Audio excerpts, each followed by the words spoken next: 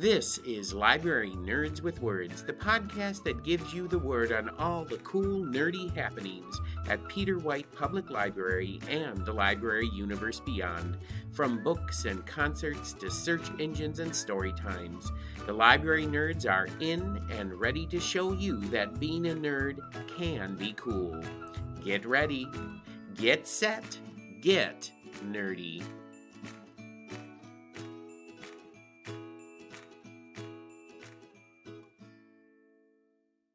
Welcome back to another episode of Library Nerds with Words, the podcast where you get the word on all the cool things happening at Peter White Public Library and the library universe beyond from the people who know it best, library nerds. I'm Marty Achatz, Adult Programming Coordinator for Peter White Public Library, and joining me today in Nerd Tower is Melissa Allen, the head of the Circulation Department here at Peter White. Welcome back to the podcast, Melissa. Happy to be back. You know, and I'm always happy to be able to sit down and talk nerd with you. You know, whenever I do sit down with you, I'm never sure what the cards I'm going to receive are going to be dealt to me. Yes, that is a clue as to what Melissa will be talking about today. Our conversation always takes detours and digressions, which I truly appreciate, yet you are always willing to take time out from the circulation department to sit down for conversation with me. Circulation is so busy all the time taking care of patrons' needs and requests. In fact, I think everyone who works there deserves a big thank you card. Yes, that is another clue. But before we get into the cards that we are going to be dealing today, another clue, we have to play another game of Word on the Nerd. You know how this goes, Melissa. I'm going to ask you 3 library nerd questions, and you have to answer them for the listeners. So, Melissa, are you ready to play Word on the Nerd? So this is going to be a little game of Would You Rather, as always. I'm going to ask you 3 Would You Rather questions, and you have to truthfully answer them. And today, all of your questions will have to do with cards in some way. All right, so here's your first question. Would you rather receive a Valentine's Day card from a complete stranger, or would you rather receive a Valentine's Day card from someone you really can't stand? From someone I really can't stand. Really? Yes. Why? Because then it would allow me to reevaluate. Maybe I have the wrong impression of this person. It would really make me stop and think. From a stranger, that would just, I don't know, maybe a little creepy. But, you know, it's someone that admires you. I know. But you'd rather have angsty self reflection all the time. All the time. Okay, you know what? I'm actually right there with you because the angsty self-reflection is describes every day of my life. It's just a natural thing I do anyway, so why not feed it a little bit? Exactly. And if it repairs a relationship that's been a little rocky, that's great. Right. I can think of a few people. All right. I would love to get a Valentine's from and have that inner discussion. And then, you know, what you do with it is totally up to you. You know who you are. All right. Well, as you know, the questions may get a little bit harder. Here is your second question. Would you rather have a job designing Hallmark cards, or would you rather have a job designing tarot cards? Oh my gosh. You know I have a degree in graphic design. I know you do. Tarot or Hallmark? I'm going to go Hallmark. Okay. Only if they let me work in their pun division. Okay. If all of the cards I'm designing can be puns. Then you're good with that. Yeah. I mean, come on. You're one in a melon. That's a really good one. There's so many. I mean, I every year, I always make Valentine's Day cards. Mm-hmm. I make one for my husband, I make one for my kid. And I always use puns. You know what? I will tell you one thing that I did. For Valentine, I did make this, and I gave it to my wife. She wasn't truly appreciative of this, but I had a picture of, on the front of the card, it said, "You have my heart." And then it opened it up, and it was someone holding a bloody heart. Oh, how did that go over? She looked at me a little strangely, and while I was just laughing so hard, I couldn't stop. But yeah, that didn't go over. I'm not a graphic design I mean, there's something about cutting things out and pasting them onto a piece of paper. Yeah, there It you works. go. All right, well, stay tuned. Hallmark, if you're looking for someone in your pun division, we have a candidate here. All right, so here's your final question. Would you rather live in a house made of cardboard, or would you rather walk across a bridge made of cardboard? Ooh, that's a hard one. I'm going to go cardboard house. Okay. Mostly because my son is really into building stuff out of cardboard. Okay. And when Amber was doing her installation in the lower level, amazing. He was just over the moon. And I would enlist his help because he's kind of an expert in the material. Okay. Yeah, he's built a cat house nice. For our cats. Okay. And And the cats don't like scratch it apart or anything? No, they just go in there and sit. Wow. They hide from the dog in there. Well. And it's been ongoing for about 3 years. Okay. And this is something I'm never going to be able to like slowly hide. And then, what happens with stuff that sits around for too long, because he goes back and he works on it. Oh, he adds and remodels? Oh, yeah. It's a forever work in progress. Wow. Pretty soon you're going to have one whole room that's just a cat enclosure house. Yeah. He cut out individual pieces of small cardboard for the shingles and painted them all red. Wow. It's very sweet. He's installed windows. Once he got a little, better with the scissors, he went back and installed windows, used some lace that we had to like put over the windows. Tell him he doesn't have to put in a swimming pool because cats probably wouldn't care for that too much. That's true. So I have some expert help, so I'm going to go. Cardboard house. Yep, I thought it depends on what the bridge is actually bridging from one place to another. If Fair it's enough. like a cardboard bridge across the Grand Canyon, not going there. No. Okay, well, there you have it. We come to the end. I just went hit. All right, we have come to the end. It's morning, people. It's early. We have come to the end of this card edition of Word on the Nerd, this time with Melissa Allen, the head of the circulation department here at Peter White Public Library. So now the deck has been shuffled, the cards have been dealt, and it is time for you to show us your hand, Melissa. So why don't you share with us the word? Thank God we're done with the card puns. So, Melissa, what is on your mind? Oh, I am really excited about the new library cards. Yes. Newly designed. Every so often we decide to have a new design go out. This is, I think, the 5th or 6th design. Wow. There haven't been a whole lot, so this is kind of a big deal. Right. But as part of the rebranding process, we wanted to incorporate our new logo. Right. And just kind of thinking creatively about what we could do with the new design.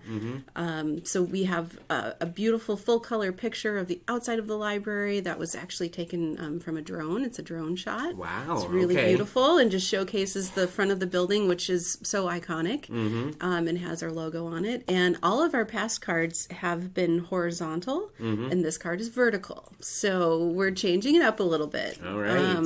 So yeah, I'm really excited about it, and we've had really good response to it. There's 2 things that I'm trying to make very clear. Is that one, you don't have to get a new library card. Okay. The old one will work just fine. It's But you won't be as trendy or fashionable. I know. Well, this has kind of been a thing in library world where the New York Public Library, they had Jay-Z on all of their cards. I saw that, yeah. Every branch had a different card, so people were going around collecting them, and it's a huge library system, so I'm sure they have things in place. I don't know. Maybe people they only have one account. I don't know how it works, but it's kind of a thing, I know Portage Lake Library, they did a new library card. They did a series, so they had a designer work on those. So people are having fun with these because, yes. it's something that sits in your wallet, and hopefully you pull it out all the time to use it. So And it's attractive, too. Yeah. Not that the previous one wasn't lovely. It was beautiful. It was beautiful. Yeah. But it was time for a change. Yes. And now my question for you is, do you, if you're if you want to get the new library card, but you have one that's still usable, do you have to pay to get the new library card? If your current one is still usable, yes, it's a $2 replacement cost. Well, that's not bad. Yeah, and the second thing I want to really make clear is if you do choose to get a new one, your number will change. Oh. So some people have had, we see one of the earliest cards, it's just a white card. And that was when the library first went to a digital system. Okay. And I still see people pull these out of their wallet and they're like cracked and they're held together by tape, but they're like, I have this number memorized. I never want to have to memorize another number. So we leave it up to the patron. If we can still scan it, it's still very usable. Good. Now, I know like sometimes things do just deteriorate Yes. just over time. Yeah. So we're happy to replace those cards for free. If it's no longer usable, it's not scannable. But you're going to get a new library card number when you do the replacement. So people, if you're going to if your card is falling apart and you've had this in your head, this number memorized for the past 40 years, whatever. Here's the thing. Memory is a tricky thing. Yeah. But, it's always good to sort of push yourself to try to remember something new. Yes, a little mental challenge. A little mental challenge. And we got a picture of the first person to get the new library card. Yes. And he was very excited. He was very excited. A big shout out to Sean. Sean is someone who's new in our community and was really excited to come get his library card and also to be the first. And he got $100,000 because he got that first library card. That's a joke, people. That is a total joke. He just got to have his picture shared all over social media. And then the confetti went off, and there was balloons, and then a marching band came in. Yep, Yeah, hot air balloon took him off. Exactly. It was wonderful. Woo! He's currently in New York seeing plays. Huh? Oh my gosh, I'm going to get in so much trouble. Anyway, so if you want the new library card, but your old card is still usable, but you want that new one, you can just pay $2, but you will have to I don't understand how people can memorize numbers like that. My family has all of their driver's license numbers memorized. It's crazy. Wow. The only long number that I have ever memorized was my social security number. That's it. That one they just kind of scare you into having to remember. What's your social security number? I mean, they do that. But, if somebody came up to me and said, what's your library card number? I'd be like, so weird. I have no idea. Let me open my wallet. They all begin with 2203. I can tell you that much. Oh my God. And see, Melissa is head of the circulation department, and even she doesn't have her library card number memorized. You know why though? It's autofill. I saved it in my phone so that when I log in, I've never had to. Yeah. See, phones are really wonderful for that, but if your phone dies and everything is autofilled, it's sort of like you lose passwords, you lose everything. You're in big time trouble. I'm in big trouble. So I have my hard copy, planner thing that everything is in for me. Oh. Yeah. Wow. And if anybody found that they could come and wipe out my accounts. However, they're welcome to the $25 that's in my savings account. Good luck getting to Wisconsin with all of my money. You might maybe get a movie, but no popcorn out of that. So, all right. Well, there you have it, fellow library nerds. That's Circulation Director Melissa Allen's word on the new library cards available here at Peter White Public Library. But before I let you leave Nerd Vegas, Melissa, you have to do one more thing. You have to share with listeners what you have been reading recently, a book that you think everyone should run out and pick up off the shelf. Okay, Melissa, what book would you like to recommend? Have we talked about Claire Keegan before? Claire Keegan. Well, I've read a book by her. Okay, she's an Irish author, and she wrote a book, a Christmas book. Yep. That one is really wonderful. Is that the book you're talking about? Well, there's a new one that was released. I think it came out last year. So Late in the Day: Stories of Women and Men. I think it's the full title. that one I'm just getting into, and Mm-hmm. I've recommended it to a couple of patrons who did read it, and they said it's very dark. So She is very dark. yeah. Yeah. But this book is, I think, really interesting because it actually spans like a big part of her career. There's, I think, 3 or 4 short stories, not connected, and they start with the newest one, and then the oldest one I think is maybe 20 years old. Okay. So it's quite a span. So much of her work is published in the New Yorker as short stories, and then they get developed into like these novellas.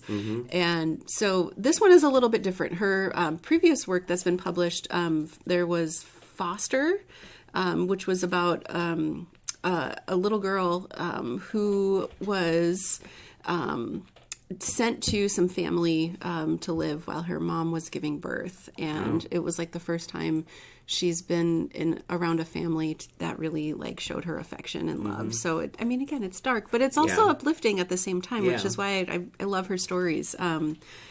Small Things Like These is another one It's that really I've loved. wonderful. So it's like I highly recommend any of her work, but I think if you're going to get into Claire Keegan, maybe start with Small Things Like These. That might be a good place to start. Although we do have So Late in the Day, the newest book, out in our new And new Small books. Things Like These I've read. It's beautiful. Yeah.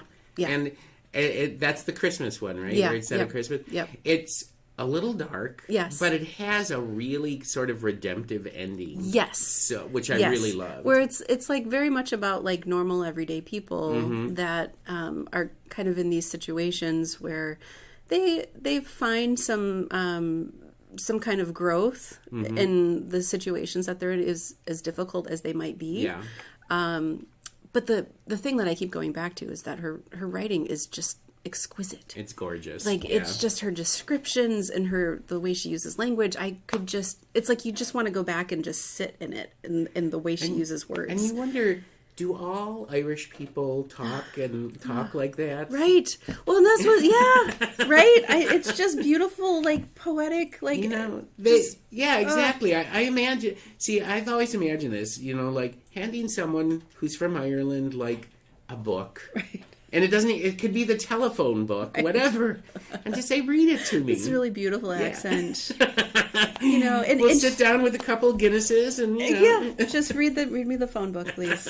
I would definitely do that with Claire Keegan. Yeah. I would let her read me anything. She really is amazing. She is. And like you said, her prose is practically poetry. It's that elevated. Yeah. So Yeah. just gorgeous. It's so good. I really cannot recommend her enough. And I have to give a shout out to Sue Vanderveen because she was the one who first put Foster in my hands and was like, you should really read this. Yeah. So. And she's not a name that's known that well, which really surprises me because she is such a good writer. Yeah. But I think that she's going to be one of these writers that, like one of these times she's going to publish a book. It's going to go huge internationally and nationally here. Right. And then everybody's going to go, this is her breakout book. And it's like, she's been doing this for a while. Yeah. So. Yeah. And maybe it's like the novella length is something that, maybe not a lot of people. Right. And that's, her books are short. They are. From what I've seen. So, yeah. The novella is not a form that a lot of people work in. Right. Although there are some authors that probably would benefit from writing novellas as opposed to Stephen King. I'm talking to you. Wow, I've just offended every Stephen King fan out there. Well, speaking of challenging yourself, though, yeah. To be able to put that much content and emotion into and make the writing really beautiful in a short amount of space is, I think, such an incredible talent. Yeah, and, absolutely. Yeah. I always say, here's my way of thinking about literature. Okay, novels, huge, big, full. Yeah. Then you get novellas where people have to concentrate a little bit more on the language and really think more concisely. Yeah. Then you get the short story where it's even more condensed, and then you get either the prose poem or poem. See, so it gets down to that little point of light at the end. Well, the best thing about novellas is if you're a working parent. Yeah. Yeah. And your reading time is, I don't know, 20 to maybe 30 minutes. Before you pass out after a whole day. Yes, when you're on your way to sleepy time. Yeah. That it's, to have something that's really wonderful and just sends you off into a good place. Exactly. Yeah. And Claire Keegan is a good one to do that with. So she's great. There you go. That is Melissa's recommendation of a book that you should pick up off the shelf. And we have come to the end of this week's card episode of Library Nerds with Words. I want to thank Melissa Allen, head of the circulation department here at Peter White Public Library, for stopping by Nerd Mart today. Come back next week when Steph from Tech Services, although she doesn't know it, will be stopping up here with me to talk about something nerdy and tasty. Yes, we might be doing another taste testing episode. Until that time, everyone, stay nerdy. Thank you for listening to Library Nerds with Words, Peter White Public Library's weekly podcast, giving you the word on what's cool at the library. The theme for the podcast is Happy Clappy by John Bartman, used courtesy of Pixabay. This episode was written and produced by Martin Acketts and sponsored by Peter White Public Library.